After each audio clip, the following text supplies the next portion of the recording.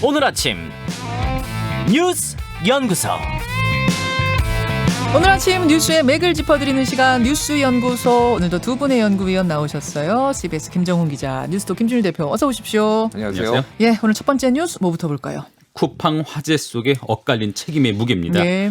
쿠팡의 덕평 물류센터 화재 진압 과정에서 목숨을 잃은 김동식 구조대장 연결식이 오늘 오전 9시 30분 경기도 광주 시민체육관에서 열립니다. 이재명 경기도지사가 장의위원장을 맡아서 경기도청장으로 거행됩니다. 예. 앞서 이준석 국민의힘 대표와 전해철 행정안전부 장관, 윤호중 더불어민주당 원내대표 그리고 대선 주자들이 빈소를 찾아서 마지막까지 책임을 완수하다 화염 속에 고립돼 숨진 고 김동식 대장을 추모했습니다. 물류센터 화재는 사고 5일째는 오늘 현재까지도 완전히 진화되지 않은 가운데 소방대원들이 내부 잿더미를 헤쳐가며 마지막 불씨를 잡는 데 전력을 쏟고 있습니다. 예. 한편 인명사고까지 난 이번 화재의 책임 문제도 지적되고 있어요. 사고 당일 국내 법인에 대한 의장과 또 등기이사 자리에서 물러난 김범석 창업자에 대한 비판 여론까지 일고 있네요. 네. 일단 불이 다 안 꺼진 거죠, 지금? 그러니까 잔불이 남은 거죠. 뭐 이제 잔해가 있으면은 들춰보면은 잔불이 또 있고. 그리고 이게 이제 안전진단을 지금 했는데도 오늘 또 해야 된다라는 거거든요. 왜냐하면은 붕괴 위험 아니면은 뭐 낙하물이 떨어진다든지 그러니까 대규모 인원이 들어가서 한꺼번에 하기가 힘든 상황이에요. 그래서 내일까지 불을 끈다고 합니다. 그리고 오늘 안전진단을 다시 한번 2차 안전진단을 한다는 계획이에요. 네. 그러니까 이제 원인 조사가 아직 제대로 이루어지지 않은 거죠. 뭐 스프링쿨러가 제때 작동을 안 했다, 뭐 경보기가 제때 작동을 안 했다, 뭐 이런 것들은 이제 본격 소방서에서 조사를 해봐야 되는데 거기에 따라서 이제 책임, 뭐 쿠팡에 대한 책임론이 이제 좀 많이 불거질 것으로 보이고요. 지금 뭐 SNS나 뭐 인터넷에서 죄송합니다. 인터넷에서는 쿠팡 탈퇴하겠다. 불매운동 이런 것들이 지금 굉장히 많이 벌어지고 있어요. 그래서 뭐 이렇게 뭐 쿠팡 탈퇴 그래가지고 이제 인증샷도 올리고 그런 건데. 그러니까 최근에 이제 노동자들이 그러니까 그 택배 노동자들이죠. 뭐 사망 사건이라든지 그리고 이번 화재 사건이라든지 이런 것에 대해서 좀 많이 이제 책임론이 불거지는데 사과가 너무 늦었다. 사과가 뭐 화재 발생한 지 한참 뒤에서야 이제 사과를 했으니까 이거에 대해서도 문제 제기를 하고 있고 그리고 김범석 의장이 지금 대표이사에서 사퇴를 했거든요. 화재 5시간 만에. 예. 이게 회사 측에서는 원래 예고된 거였다라고 그렇죠. 하는데 그거에 대해서 이거 지금 책임 면하려는 거 아니냐 이런 좀 안 좋은 여론까지 일어나면서 물론 여러모로 쿠팡 측에서는 지난달에 확정된 내용이다 뭐 얘기는 하고 있습니다만. 근데 그것도 내년에 시행되는 중대재해처벌법을 피하려고 지금 대표이사를 사퇴한 거 아니냐 뭐 이런 것까지 있어서 여러모로 좀 어려운 상황입니다.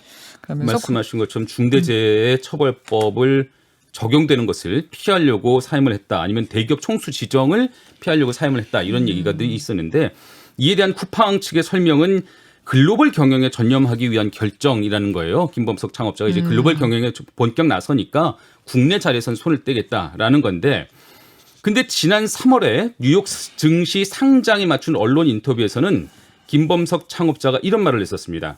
장기 로드맵이 있지만 당분간은 한국 고객들을 위해서 전념하겠다 이렇게 밝혔어요.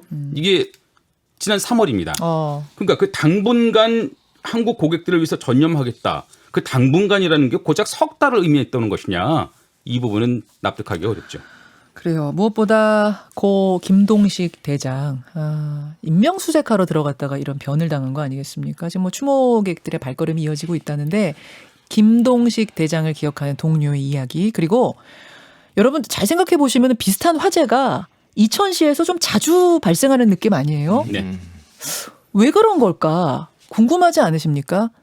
이천시장이 할 말이 많다고 합니다. 잠시 후에 이천시장도 한번 연결해보죠. 두 번째 뉴스 갑니다. 네. 밤늦은 모임도 마스크 벗기도 가능.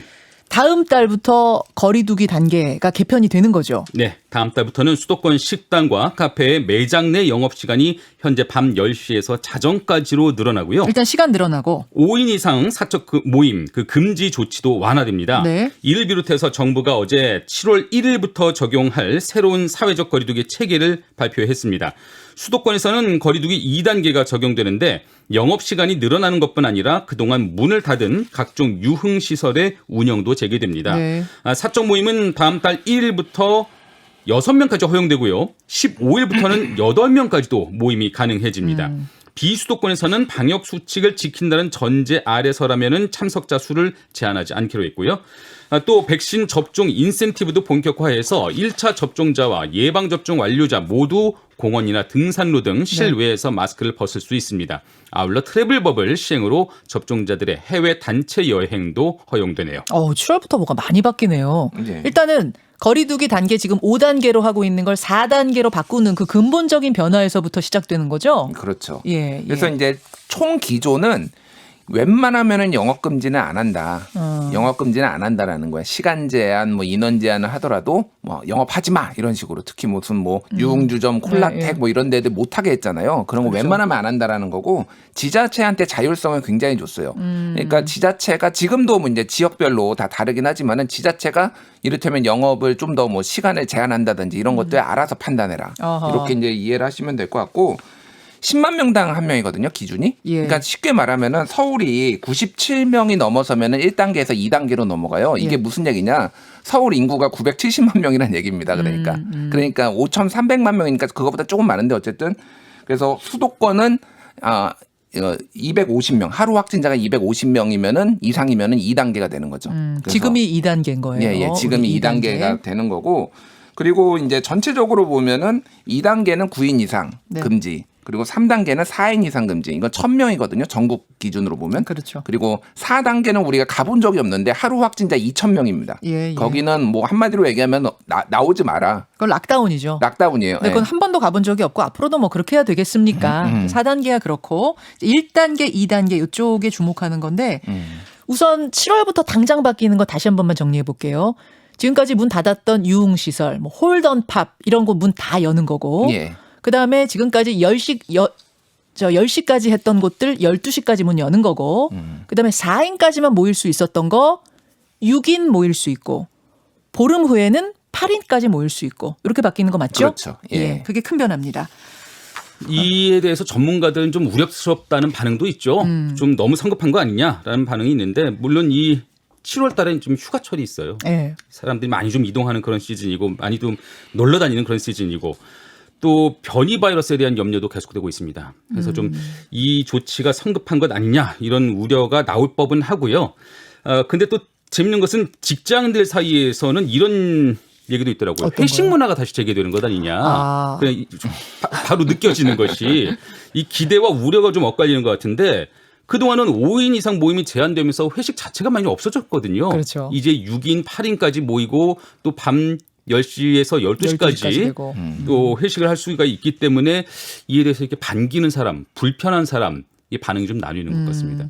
이게 그런 만큼 지금 5인 이상 집합 금지가 꽤 오래됐어요. 이제 네, 6개월, 반년 됐더라고요. 네, 네. 그래서 오히려 이제 예전으로 돌아가는 건데 그게 생소할 정도로 우리가 맞아요. 큰 변화를 겪었고 또 다른 변화를 이제 겪게 되는 거죠. 이제 회복의 기간이잖아요. 지금 접종률 25% 넘었고 자영업자들 생각하면 언제까지 꽉 막아둘 수만은 없습니다. 그래서 푸는 것이지 이게 마음껏 마스크 벗고 즐기십시오. 침 튀겨가면서 술 마시고 얘기하십시오. 이 얘기는 절대 아니라는 거.